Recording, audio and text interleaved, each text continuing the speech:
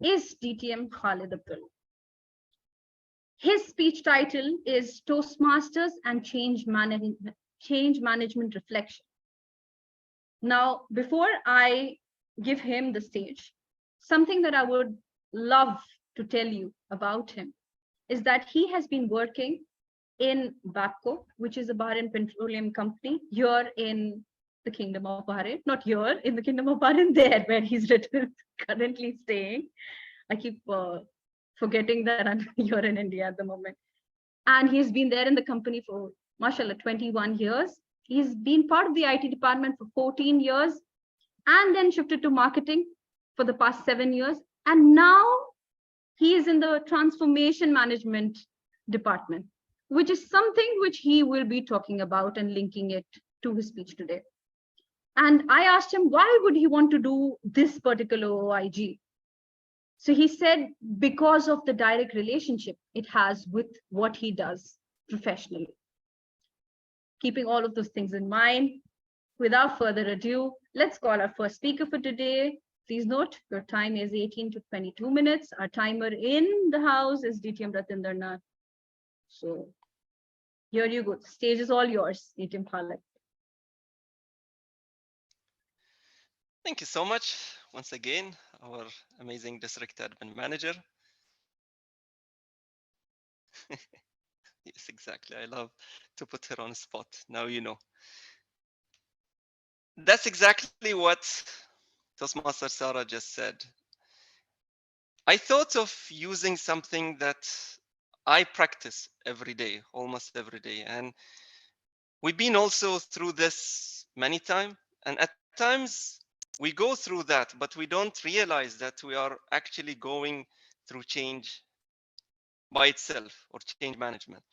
So I thought to myself, okay, how can we link change management to Toastmasters? What would be the reflection? And that's the twist that I was telling about. At times we always feel like, how can we use whatever we have in Toastmasters to our profession? But this is one of those times where I feel, okay, how can I do the opposite? And this is something that we really need to, I encourage that as well to be done by our Toastmasters of Bahrain Advanced Toastmasters Club.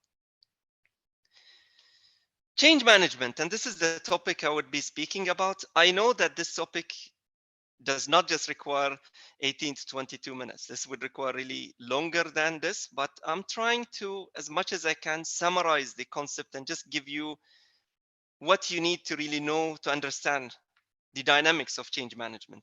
So this is the definition as per Mama Google. So change management is a systematic approach to dealing with transition or transformation of an organization's goal, processes, or technologies. The purpose of change management is to implement strategies for effecting change, controlling change, and helping people to adapt to change. Now, if I need to highlight something in this definition, it's people. Change management is all about people and ensuring that whatever change, be it processes, be it technologies, be it organization's goal, are aligned to the expectations of people. Talking about my own company, in Babco, we use a project methodology called Chip Dip, which we took over from Chevron. So we adopted that from Chevron. Why am I saying project methodology?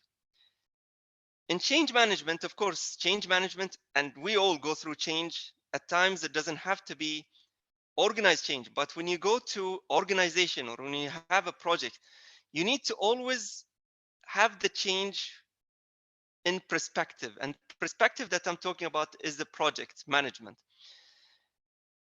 In the project management itself, you would need to think about the change early on. And in this case, in phase one, and this is what we do in Babco, we always have stakeholder analysis at the beginning of any project. And before even going to the stakeholder analysis, we have a charter. So for each project, there is a charter, there is a scope, there is a business case. Once you know all of that, once you know the boundaries of the change itself, then you can go to change management, then you can go to stakeholder analysis, and so on. So this is just the highlights that I wanted to say. The change does not happen out of nowhere in organization. It has to be structured. Something very interesting, and honestly speaking, it is also missed even at organizations, the difference between project sponsor and a project manager. Many of the project sponsor believe that, well, okay, I will run a project and then I'll leave the rest of the project to the project manager. So whatever happens of change management, responsibilities, accountabilities would go to the project manager. Please remember that a project sponsor is really, really important. And I'll reflect on that in a while when it comes to Toastmasters. So the project sponsor identifies and defines project. Remember the charter that I was talking about, produces business case and can cancel the project if no longer meets the needs. So he or she would be having the power of the overall project. The project manager is responsible for the execution and of course reporting on the status of the project on a day-to-day basis. What do we do in Babco? There are many modules of change management or tools of change management. In Babco, we rely on ProSci mainly, and there are many elements within this document that I will not be able to have time, of course, to go through all of them. But just to highlight a few, the role of the sponsor in change management is very important. And that's why there is a section talking about the sponsor and the sponsor coalition. And then, of course, once you have to come to the stakeholder analysis, and I'll zoom in into a few of them in a while, you need to know your stakeholders and you need to know the impact the change is going to have on your stakeholders. And this tool is really unique. And I will just touch upon in a while on a few examples on using this tool. There is another simplified tool, in my opinion, which is the Kotter change management module. And this is something that you don't need to be so technical into being a change manager. All you need to remember is those 8 steps. And I've been using, honestly, these 8 steps even in Toastmasters. So the first thing, according to Kotter, the first thing that you need to do is to create a sense of urgency. Now, if taking this to Toastmasters, you need to have a vision and you need to answer the why before even you start. You need to tell people that we need to go there. And if we don't go there, then these are the consequences. So you need to have a sense of urgency to push people toward the change. Guiding coalition, of course, no one can do anything alone. And through Toastmaster, by now we understand that this is really a mission impossible. So you need to have supporters who would be really helping you through the change mission and through the change cycle. Then, of course, a vision for change would be created and communicated. And this is also something that you need to remember. Once you have the vision communicated, then you'll need to remove obstacles if there are any. Create short-term wins, low-hanging fruits. Very, very important. At times, people will believe in the vision, will believe in the urgency that you want to have out of the vision. But if you don't create a short-term win or a quick win, people might feel, well, nothing is really changing. We don't see the vision that you are depicting on us. So remember, quick wins are very important. Consolidate improvement with time.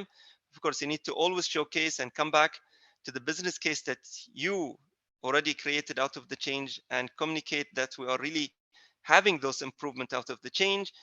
Create the change. And we know that especially when you want to ingrain change into a culture, that is really difficult. It needs really to have time for you to sense and have a feeling that there is really something that is being changed. Main element of change management, stakeholder engagement. As we said, you need to know your stakeholders. You need to know who would be impacted by your change. You need to know who has more stake into the change that you have before even you have it. Then impact analysis. So once you have the stakeholders identified, you need to know how the change would be impacting each of the stakeholders. And once you identify those two, then you would know who you need to focus on, what action plan that you need to incorporate. Last but definitely not the least, and this is really the best of all, in my opinion, that's where I love to work most, which is communicating the change. Because it's not easy to come and communicate the change and tell people like this is the change and this is what's in it for you to have the change implemented. You need to have really good emotional intelligence when it comes to communicating the change itself. Coming to a little bit of digging deeper into the ProSci matrix, and this is what we use in Babco. I took off the names of the stakeholders because of confidentiality, but this is what we do. We list all of the stakeholders, possible stakeholders, and then we weigh the impact that this change is going to have on each of the stakeholders. And we rate, so how much of an impact to processes, to systems, to job role, compensation, location, and so on. And at the end of that, you would see those who are rated high, so in that case 4.4, that's what you need to focus on when you have your communication plan. The most dangerous phrase in the language is we've always done that, or we've always done in this way. And you would hear that. Not everyone would adopt to your change once you announce that you want to have a change. So what you need to do in that case, coming back to the stakeholder analysis, impact index. For each of the stakeholders, you need to weigh where each of the stakeholders into the change itself. So the first element, and this is called ADACAR analysis or analyzer analysis. You need to know whether the stakeholders are aware of the change, and that's the first A. The desire, do they have really the desire to do the change? Knowledge, ability, and reinforcement. So you need to know out of the stakeholders that you have, where are they exactly right now into this matrix? Change communication and the communication change. And this is the best of all. So how can you move forward with the change? Now you identify the stakeholders, you came to know about the impact, you know where each of the stakeholders is. You need to come up with an action plan for communicating the change. And one thing that you need to put in mind are the channels. I'll walk you through an actual change that I was leading. And these are the channels that were provided to me for that change itself. So I had the email, I have Teams, we have something called notice board, and you will see it in a while. Change agents is very important. You remember the coalition of Kotter change model? It's very important to have change agents because they would help you as well, aligning change and smoothing change into the other parts of the organization. I had the portal. I had something called Omega Hub, which is nothing but a blog that I created to align people and to encourage them as well to visit that blog. And Majlis. I will let you know about the Majlis later on, which is nothing but sharing lessons learned after the change. And this is an actual communication plan that I created. And I used all of the tools that I had, and I assigned even action owner to each one of them, and I tracked the change as we progressed. The message that I wanted to communicate at that time was the future is here. Are you ready? We were changing one of the tools, one of the solutions that we had at work. And one thing that I wanted to tell individuals that yes, the vision behind that change was there, and many of us were looking at it in the future. But I wanted to visualize and tell them that the change is here. So we are really going through the change itself. Teasers, I used emails, and this is the tools that I was, these are some of the tools that we were using. So I used the emails to produce some engagement, or maybe what's the right word, to make them feel like, well, teasers, what is happening next? So make them always wonder about that. Awareness, we had also some team sessions to ensure that everyone is aligned, and this is one of the projects planned, shared. And these are banners, TVs, the portal, Omega Hub that I was just talking about. And these are the notice boards. So these are really, really big screens that we have around Babco to communicate the change. Coming to Toastmaster, and this is the bit that I really had to reflect and just been thinking, what about the things that I've been using in my everyday life and taking it back to the Toastmasters itself. And in here, I would like to use this as an example. What we usually do when we have a proposal to change meeting location or meeting time. Any of the Toastmasters in the house would tell me?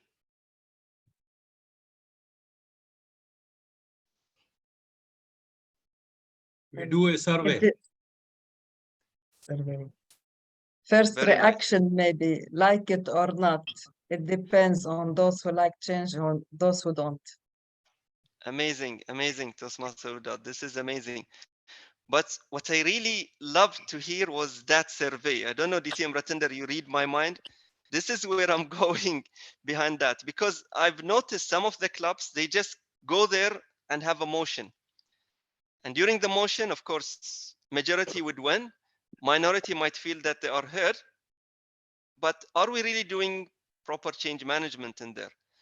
So as officers of any club, what I encourage doing is basically that survey. Sense the water first. See who is really going with the change. See whether we would be really having resistance before even having that motion. So this is something that I would love to emphasize on. And thank you so much, DTM Ratinder. Yes, a survey. HPL, for those who have been there into the high performance leadership, for non-Toastmasters, that's okay. Forget about the jargon behind HPL, or for those who did not reach there. This is basically a project in Toastmasters that is a requirement in certain projects in our pathway.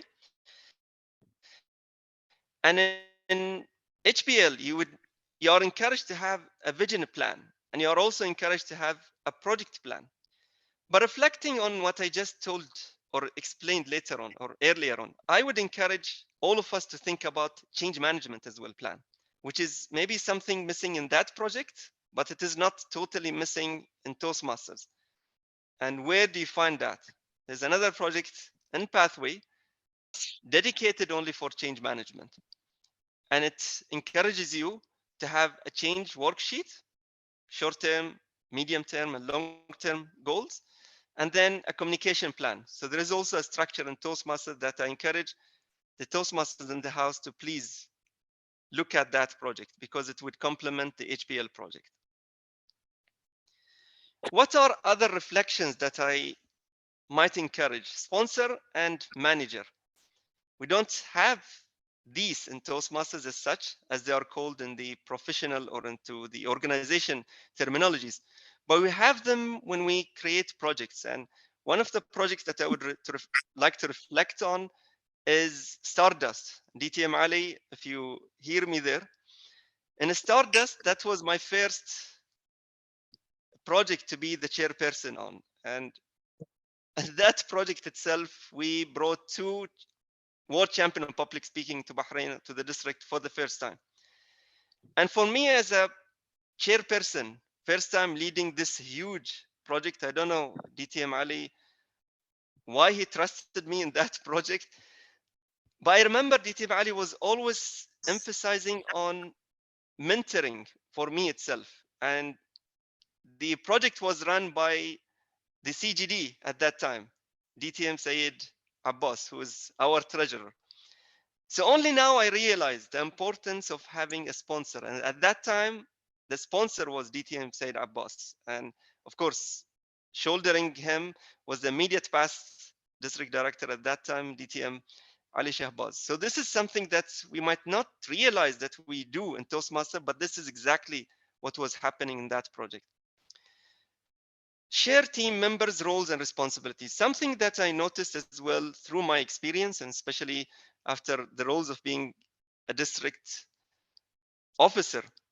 At times, we assign individuals to chairing events or chairing maybe roles, but we don't share with them their roles and responsibilities. And reflecting back on change management, the first thing that you need to do is to have a scope of individuals for them to know how they are going to function. So this is something I would definitely emphasize is that you need to know you need to allow your individuals in the team to have their own written roles and responsibilities, and agreeing on that right at the beginning. In-person planning meetings. For someone like me, I was honestly, in one of the roles that I had, I was leading, again, was a chairperson in a contest, and something that I was not really happy with, having meetings, in-person meeting. I said, okay, why don't we just have a Zoom call? Let's have a Zoom call, organize things, or maybe calls. But when it comes to communicating change and having proper change management, trust me, there is nothing that can replace in-person meetings. So I always advise our beloved Toastmasters, please, whenever you want to have any projects in mind, always try, fine, it's easy to have online meetings. I know during COVID right now, we are somehow also using this more often, but there is magic in having on-site meeting. New member orientation or new member onboarding. New members go through change management that we don't really notice it. I remember the last meeting when I attended in Babco Toastmasters Club. There was one person who was a guest. She was so worried to just get into the meeting. She was there 30 minutes outside looking at the meeting, and only when, after collecting some strength in her, she got into the meeting, and she kept silent on one corner. So what we need to do as well for these are honestly stakeholders as well, newcomers, guests. I'm not sure how many of the guests that relate to whatever I say. We need to always make sure that the guests are aware of what is happening. We need to make sure that we hold their hands. It's difficult on our online sessions, but if we can do it, of course, through chat, we are all here guests through you. Okay. For you, DTM Ratender, if you can mute yourself. So remember that onboarding is also change management, and we need to, as leaders of any clubs, not just Bahrain Advanced Toastmaster Club, we need to remember that. Lessons learned. This is something, one of the beautiful things that we used to do before COVID. I know now it is much easier to conduct meetings, but I don't see this happening as often as it should be. Once you are done with the project, part of change management is also learning from the change itself. And we used to, as Toastmasters, conduct reflection meeting. And one of the things that I remember was, again, in Stardust itself, we sat there, everyone was sharing openly what are the things that we had strong points and what are the things that we can improve. As a team, as an individual, when it comes to team, we can document all of this and pass it to whoever would come later on, because I remember through Stardust itself, we had also Confluence, which is another event that happened later.